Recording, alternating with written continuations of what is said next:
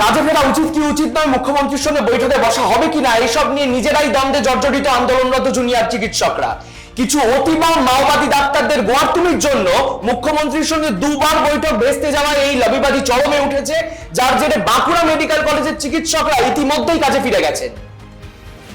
একইভাবে মেদিনীপুর ও বর্ধমান মেডিকেল কলেজের ইন্টার্নরা ক্ষুব্ধ এই অতিবাম এলিমেন্টদের উপর।